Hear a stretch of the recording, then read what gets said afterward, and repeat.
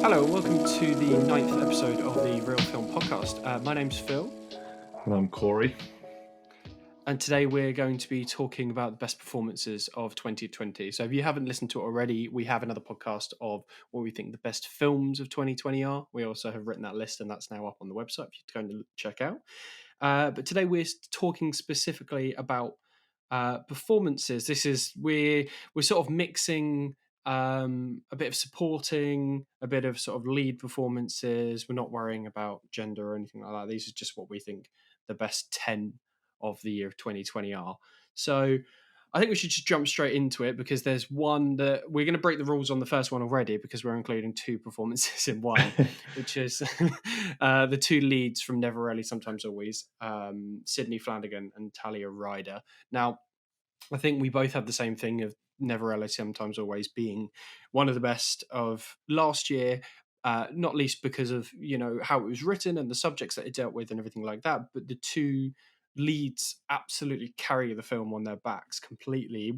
I think it would be less effective if they weren't so convincing in their roles, and everything they need to do, because a lot of what they have to do is so subtle, and I just think they're able to do that with ease. How do you feel about those two being our number one on the list straight away? Well, I mean, I think the reason I initially said these two together is because I know it feels a little bit like we're cheating, but I think they're both individually telling a story that's really important, and then also it's a film about finding that support in your life, that kind of sisterhood. And I think Sydney Flanagan, while she has, her story is the main story, I guess, I think Talia Ryder's just so important to Sydney Flanagan's character as well.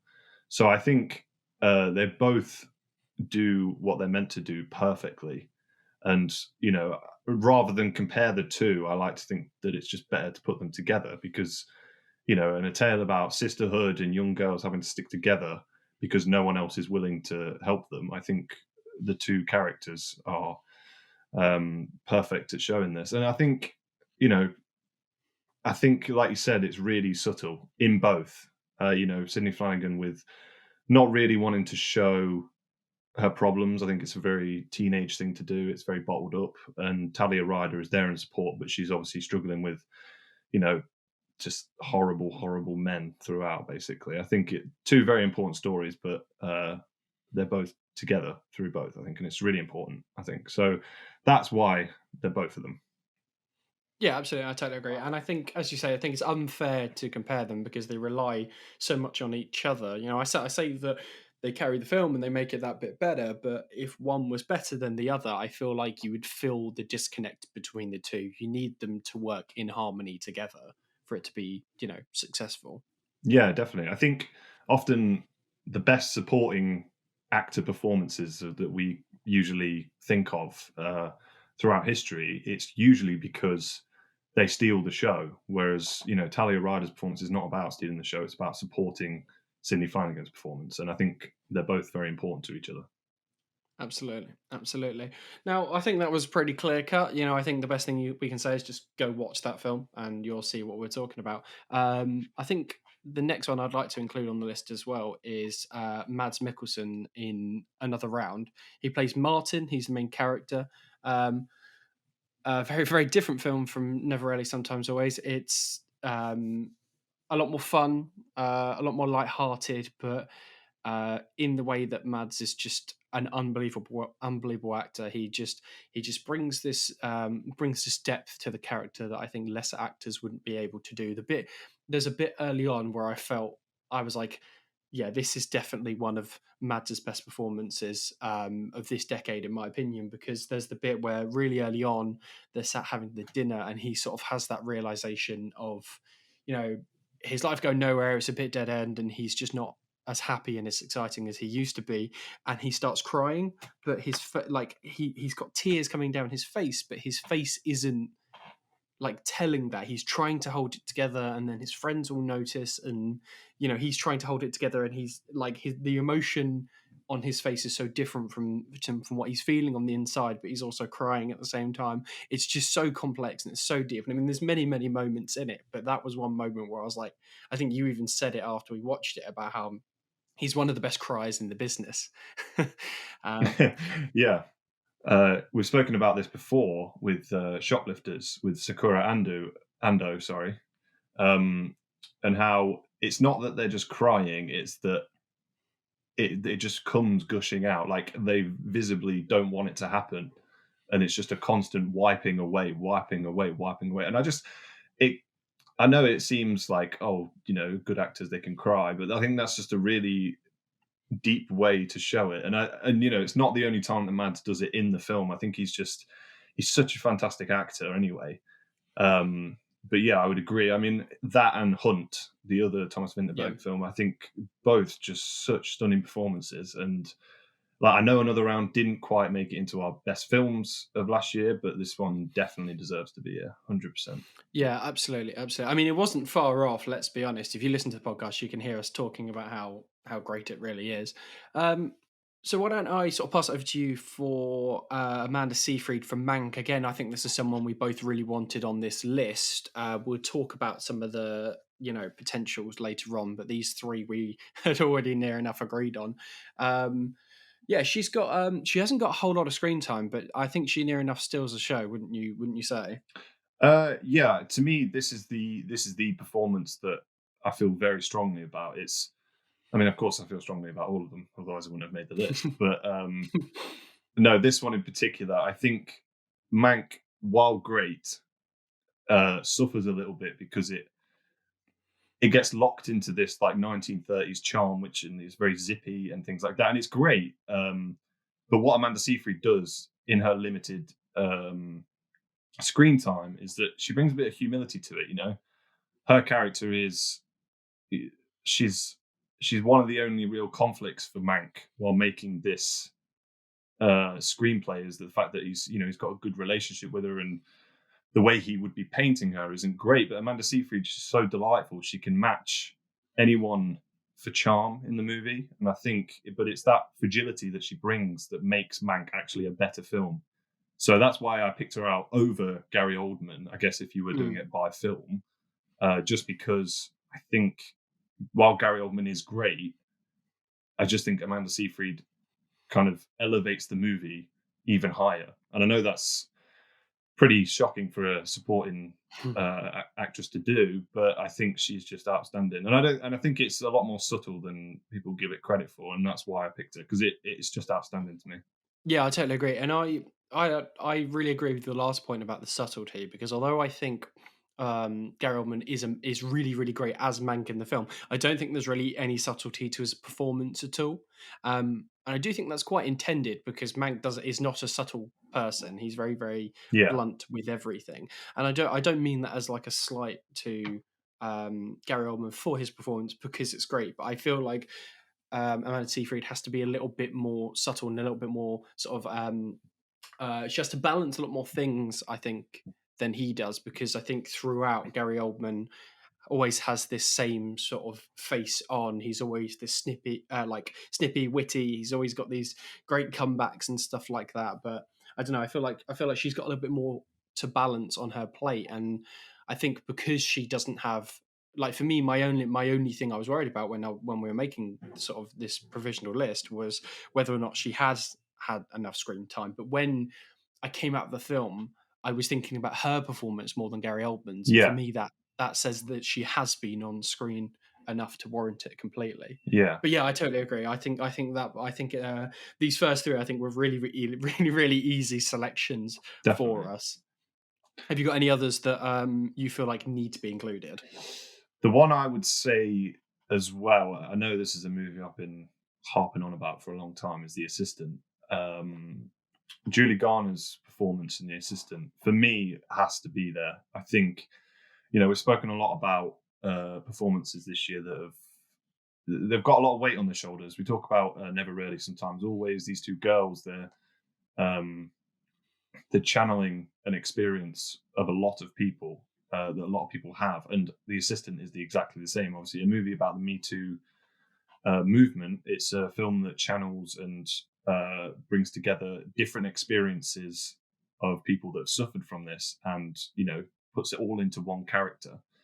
And Julia Garner is like, she's pitch perfect in this movie. She, it's all that build up of, there's just so much build up of office tension and almost this emptiness that she feels, this weariness from being constantly abused in the office while getting no thanks from working early hours of the morning to very late at night. She's getting no thanks, and then it all culminates to this one scene with a HR rep, which is just one. Again, we'll do a podcast about the best scenes of the year of 2020, but this scene, just purely on performance as well, is gorgeous. It's just everything comes flooding out, that fear that you can't say anything, and then in this place where she feels like she can say something, and then for it to kind of get turned around on her, she just has so much on her shoulders, and she is perfect, literally inch perfect.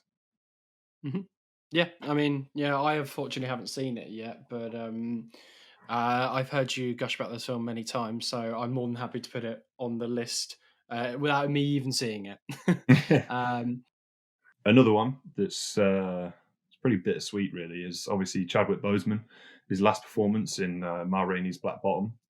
And this isn't, I'm not just saying this just because often when great talents die, people fixate on the last performance as being their best, but this genuinely is Chadwick Boseman's best performance. I think with most people, being getting quite used to seeing him as Black Panther, and I know he's done a couple of action films, but he's had two great films this year, Da 5 Bloods and Ma Rainey's Black Bottom. But I think Ma Rainey's Black Bottom, he's very important, and it's a movie that's based on a stage play. So as you can imagine, it's very dialogue heavy. It demands multiple emotional turns just in one scene, and he's amazing in it. And it's with a heavy heart that you say that he's absolutely fantastic, because it's such a shame we won't get to see it again. But for me, that was another performance that stood out this year. He was just immaculate. And Viola Davis is great in it.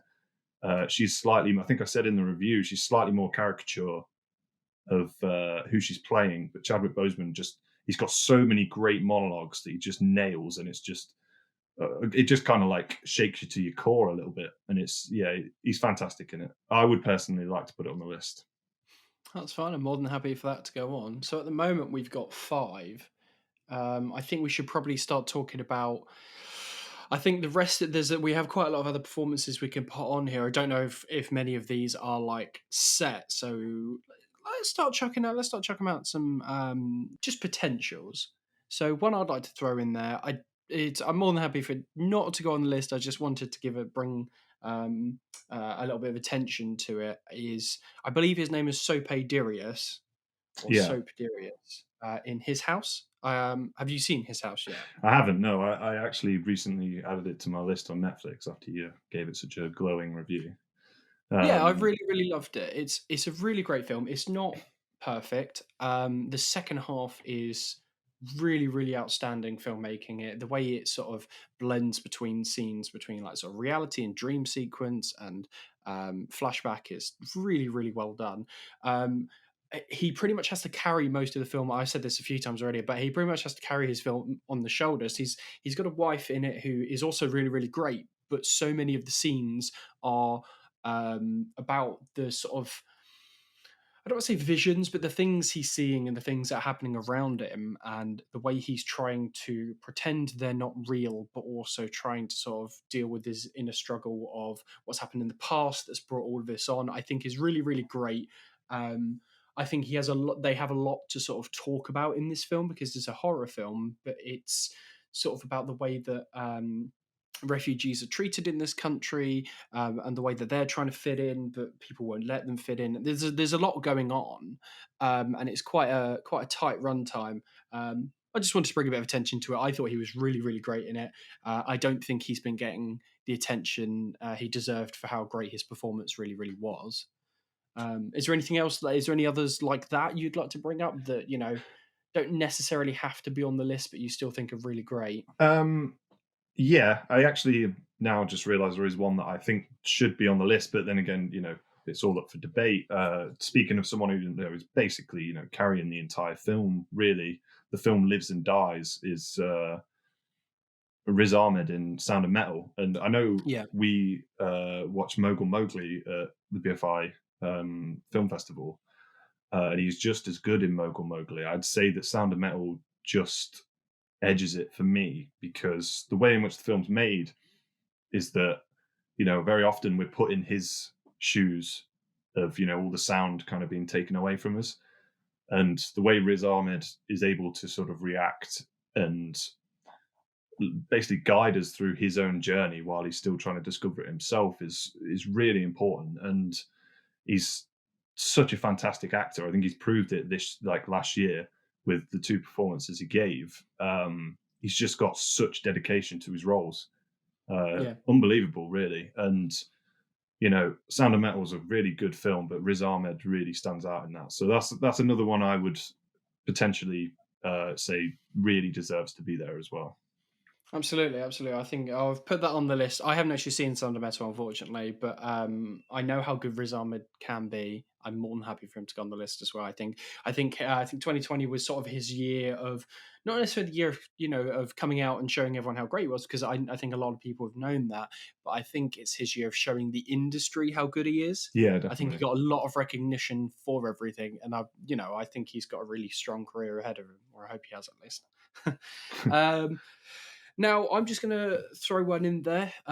It's a supporting performance in, well, I guess it's a sort of, I don't know, it's a confusing one. Christopher Abbott in Possessor.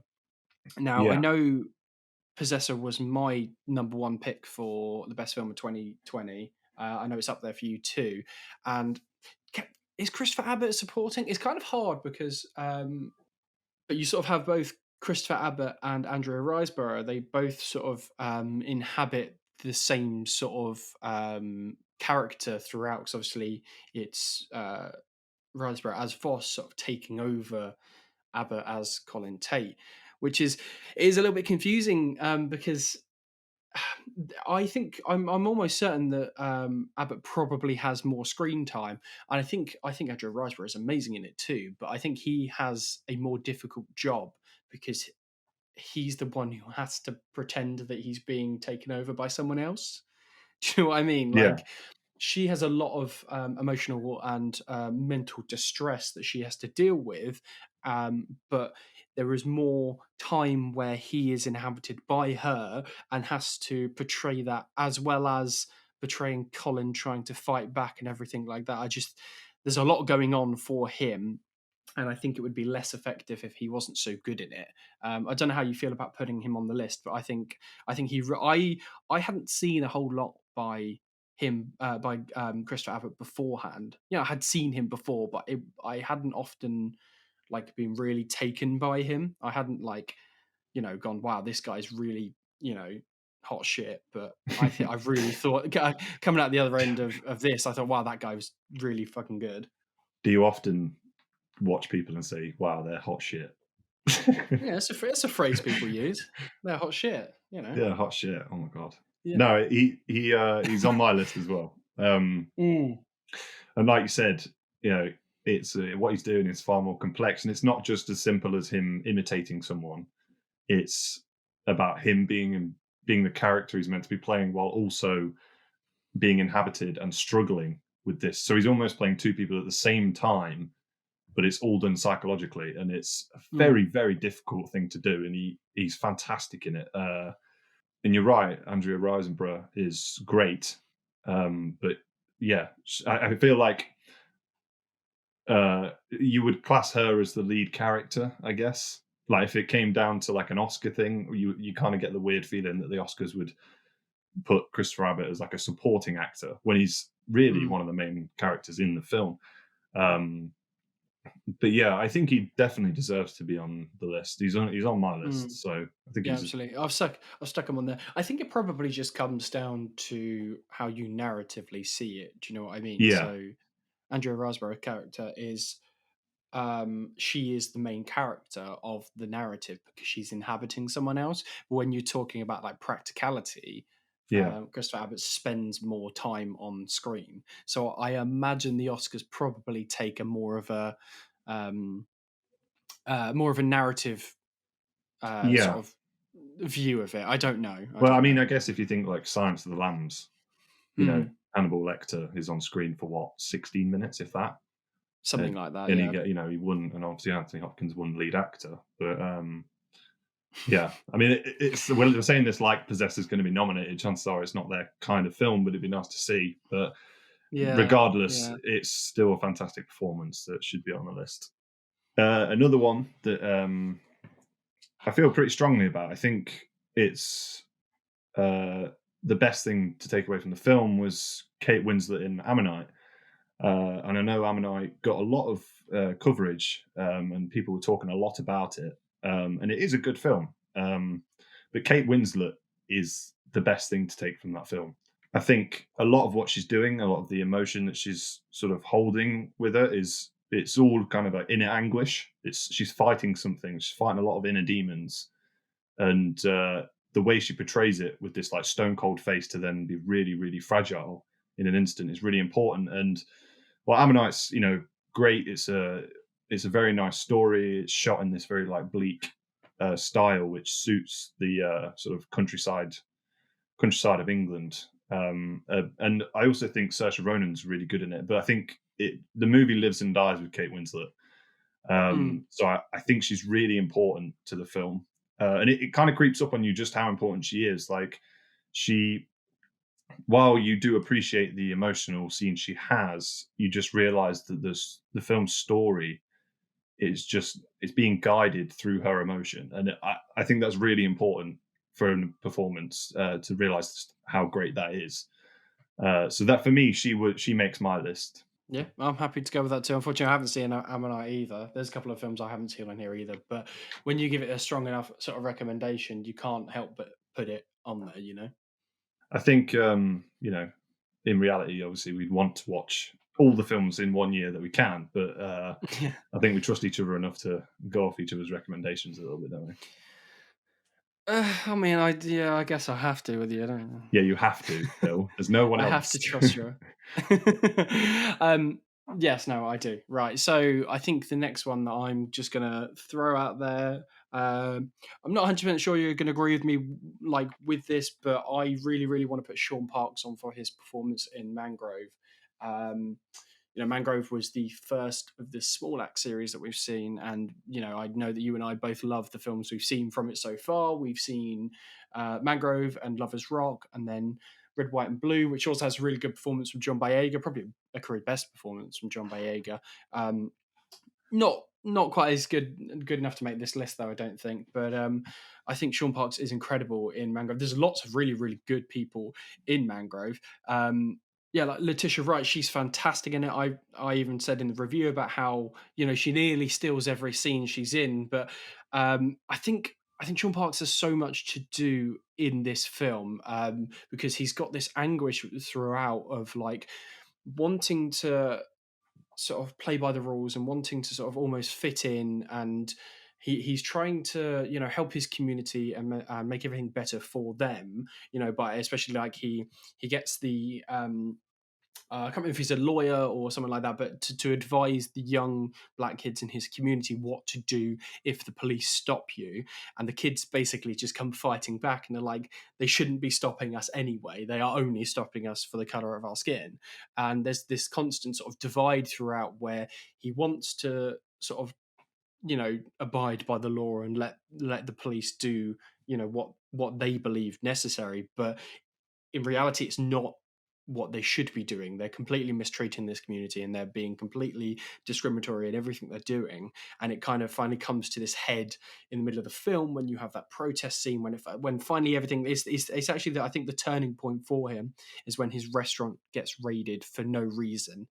And you just have this beautiful balance of that kind of horrific stuff going on, and then these moments throughout. Like I always come back to the street party scene where everyone comes pouring out of the restaurant and there's music playing and everyone's dancing and singing, everything like that. It's just so joyous and full of life. And then you have this juxtaposition of these horrible things that the police are doing, um, and then you have that shot towards the end where the verdict is given on whether they're guilty or not guilty, and it's this long tracking shot on him as he's sort of holding this railing, and you can see the realization of what's going on, and it goes from what he thinks is going to happen to, just like this. It's almost like a minor emotional outburst when he starts crying, and it's just, I think he's just absolutely stunning in it. And there's many things I really really love about that film, but I think he's a really big standout performance in it. Yeah, I do agree. He didn't actually make my list, but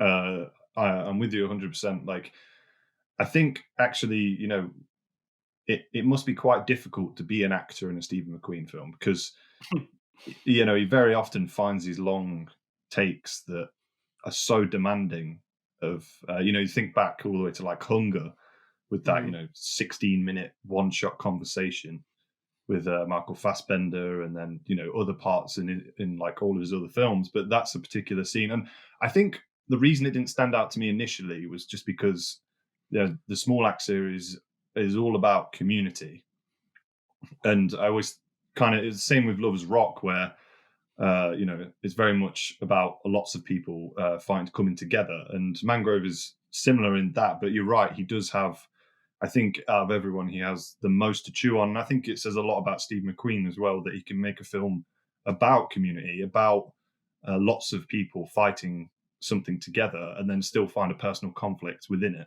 So yeah, I Yeah, think absolutely. I do agree with you. I think it's I think at first I kind of just didn't really see it, but I think the more you think about it, the more he starts to stand out, I think. Mm. So yeah, I'm happy for him to be there. Although I didn't initially put him on my list, I think I think he does deserve to be there. So we've got one more spot to fill in on this list, and then we'll sort of recap it all. So what's the final one we're going to have on here before we just go out and just mention a couple of the other great performances of the year? Uh, I think when it comes down to it, uh, I'm a bit torn, really, but I think purely on the basis that it's a far more important performance than I think people are giving it credit for. I think actually I'd go with Kelly O'Sullivan for St. Yeah. Francis. I think also it has something to do with the fact that we both agree that this is a fantastic performance, whereas other ones, they might sway just towards me thinking that. But you can brush Kelly O'Sullivan's performance off as she's very. I don't know how to describe it. I guess I think she's very, fun loving. She's got a great personality throughout the film. But it's also when the drama starts to find her and those emotional scenes take a hold of her. I think she doesn't get enough credit for how well she deals with them, because she's dealing with a lot there. The personal Mm. conflicts that her characters have. Obviously, she's written the character; it's her screenplay. I think it benefits from the fact that she's speaking her own words and she really believes it, and it's a fantastic performance, especially in that scene when she shouts like, "Oh my god, I'm an agnostic feminist. Why am I crying?" It's a great scene. But yeah, I think she'll get a lot of props for just being a presence in this film alone. But I think it's the emotional scenes for me that really sell the performance, I think.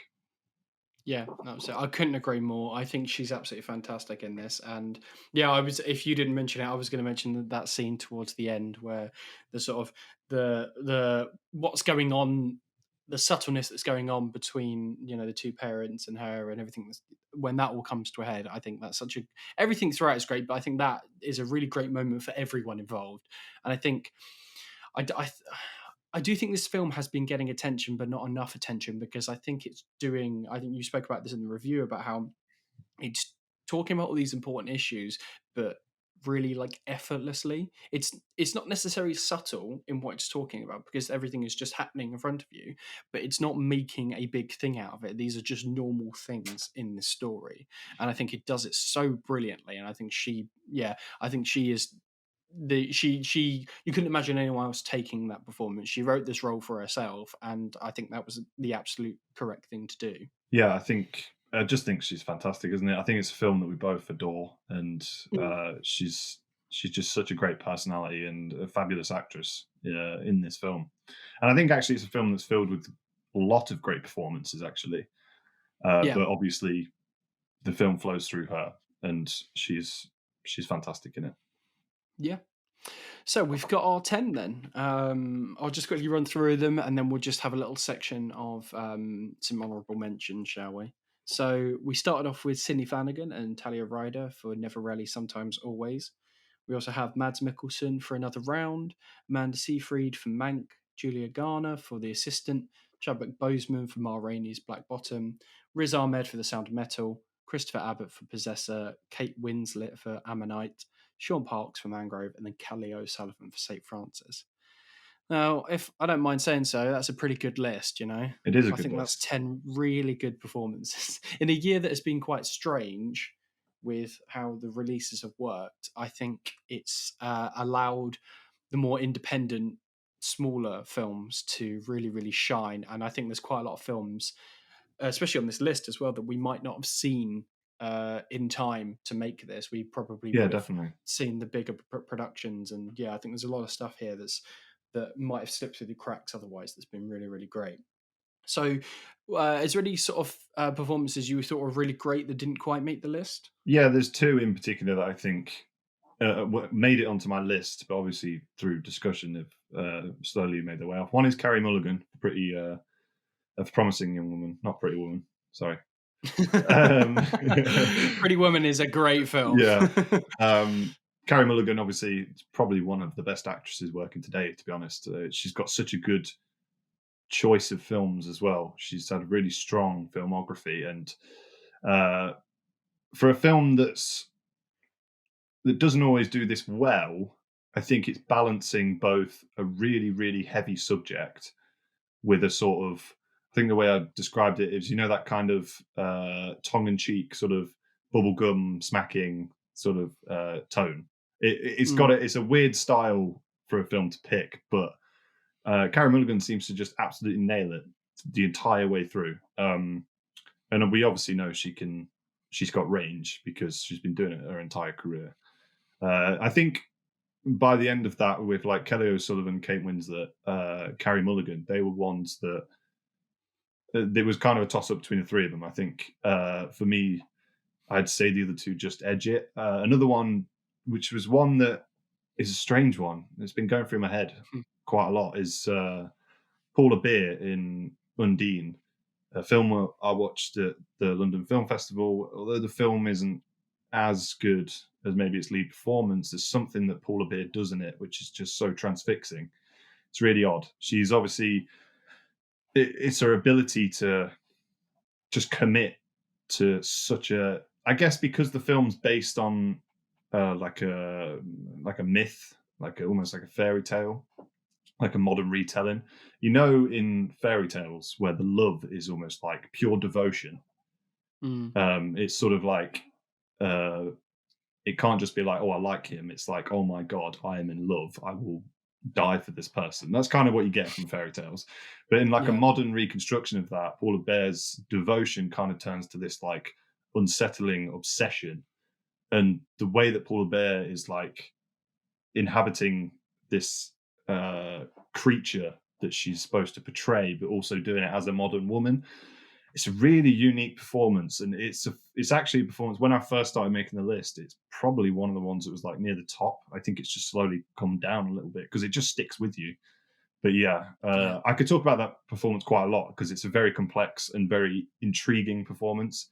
And it is a shame that if this list was a bit longer, it'd 100% be on it. But yeah, those two for me are definitely two performances that were very close to being on the list. Mm. Yeah, so I already mentioned one that I really liked, which was John Boyega in Red, White, and Blue. I think the film's really good. I think his performance is really great. It's just not quite as great as everything else on this list. But I think I'm hoping it's a little, maybe a turning point, just to show that it was for, it can show that he does have a lot more range than just being, this sort of sidekick in Star Wars, or he's good. He's really great in Attack Block, but I feel like he's shown in a number of films now that he does have a lot that he can do, and he has a lot that he can offer. And then I also think Cosmo Jarvis in Calm with Horses, which is definitely not one of the best films of the year, but I still really liked it. I think he's really, really great in it, and he has a lot to do subtly. He doesn't speak a lot. His character isn't the most intelligent person in the world, but he has a lot emotionally to convey through his actions and through what his face says and what his body movements are. His body language is so important in this film. Um, where he's sort of conflicted between wanting to help this wanting to work for and help this drug family and wanting to help his own family and his own son. I think he's really, really good in it. I'd never seen Cosmo Jarvis in anything else, I don't think. So I thought he was really good in it. And then there's one other film that I just wanted to quickly mention, or one other performance, which is a film I actually watched the other day called Uncorked, which is a Netflix film.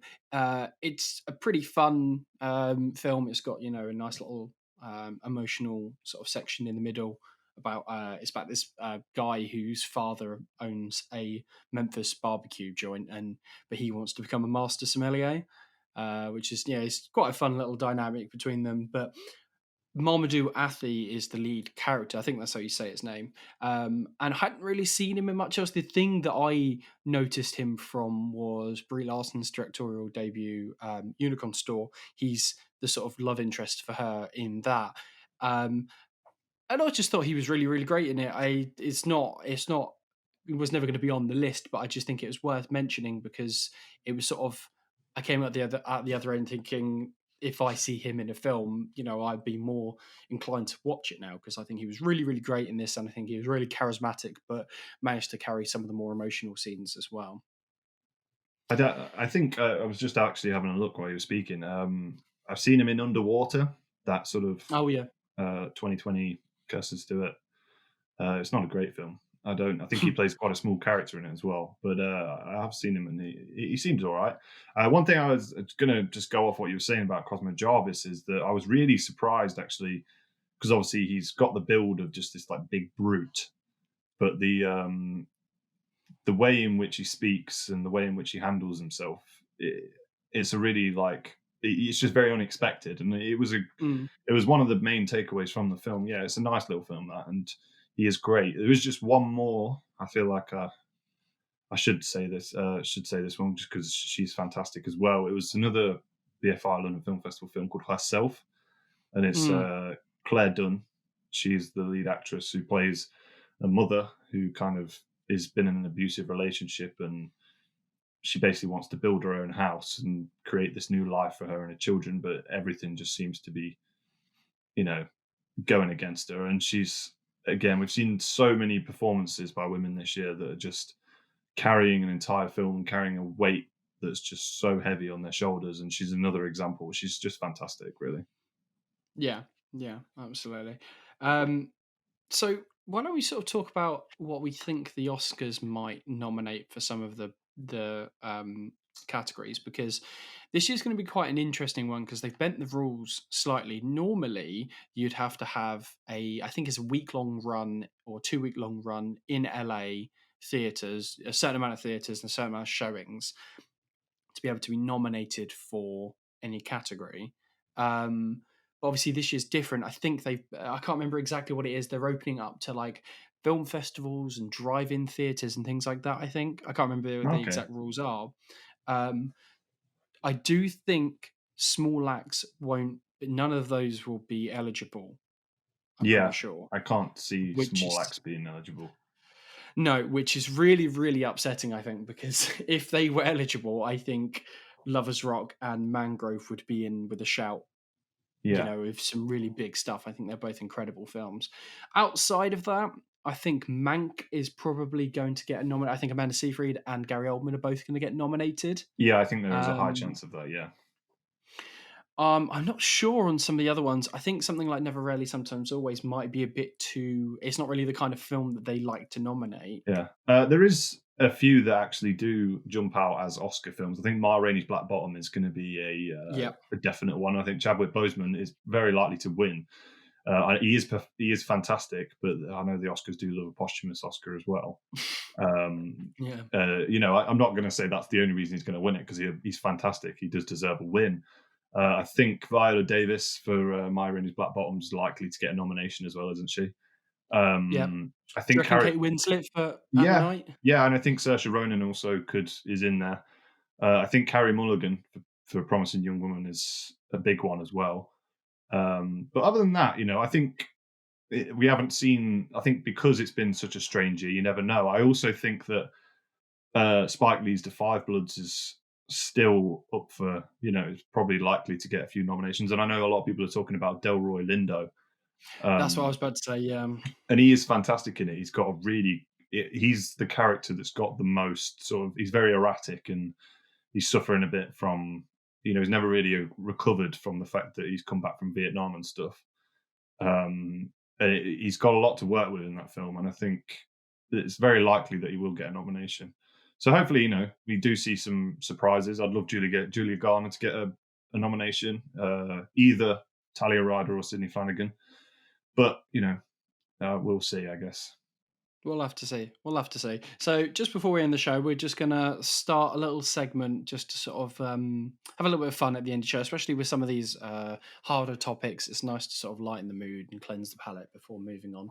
So we're going to start with sort of this or that, where we're going to give each other 3 quick fire questions, and you've got to quickly choose which one you prefer or you think is better. And then, a quick reason why you think that's so. I think we'll take it in turns and we'll go from there. Would you like to start with me giving you my first one? Yeah, go for it. Hit me.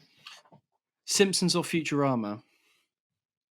I think just based on the fact that I haven't actually watched that much Futurama, I'd pick Simpsons. From what I've seen, I like Futurama, but I've seen more of Simpsons, I guess. That's fair. Is that an acceptable answer, or are you going to cry now?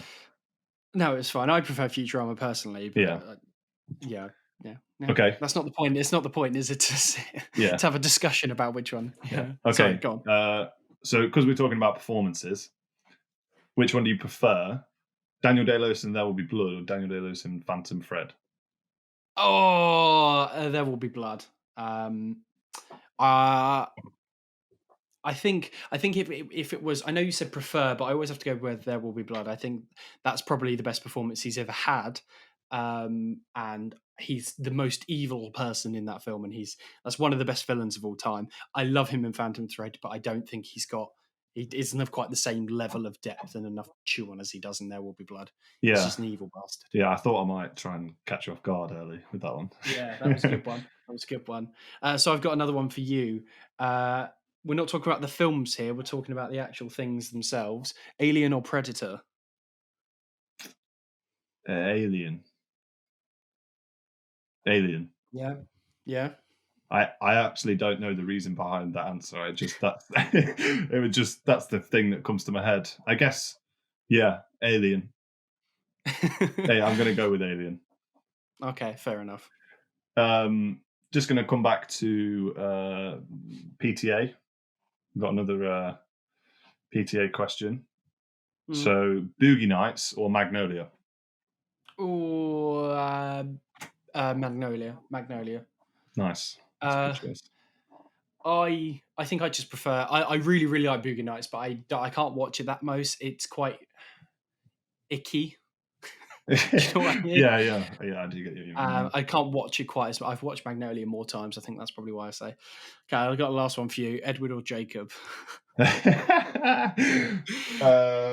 Edward. Because Robert Pattinson over Taylor Lautner every day of the week. That's fair. Yeah. And I'm pale, so yeah, you got to stick with pale boys. You also have really, really glittery skin. Yeah, it is a problem. See, no one drew attention to it until that movie came out as well, so it's quite annoying. No one thought it was that weird until that. All right, last one. Okay, this is, again, I'm just trying to test you. In terms of filmography, Spielberg or Scorsese? Ooh, that's a hard one. I think probably Spielberg. I think quality-wise, it would probably be Scorsese, but I've rewatched Spielberg's films more often. Yeah, I'm just jumping into it. Yeah. If it were pure quality, it would be Scorsese. But Spielberg, I hear, some of my favorite films of all time. Close Encounters of the Third Kind is one of my favorite films of all time. Yeah. And yeah, Jurassic Park and Schindler's List and everything. Yeah, I think I think Spielberg in that case. Yeah, well, that was fun. It was fun. Let's do that again next time. Well, thank you very much for listening. Make sure to check out our other podcasts. They won't sound quite as good because this is our first one with our nice new shiny microphones, but it's still worth checking out. Silky smooth. Silky smooth. You can find us at realreviewing.com. You can find me at Philson Wilson on Twitter. Where can you find you? Cosp Jord. And then it's Real Reviewing on Instagram, Facebook, and Twitter. You can find the podcast on all your usual places, but you can go to anchor.fm/Real Film Podcast, and you can find everything. Find all the places we're on Apple Podcasts, Google Podcasts, everything like that. Thank you very much for listening.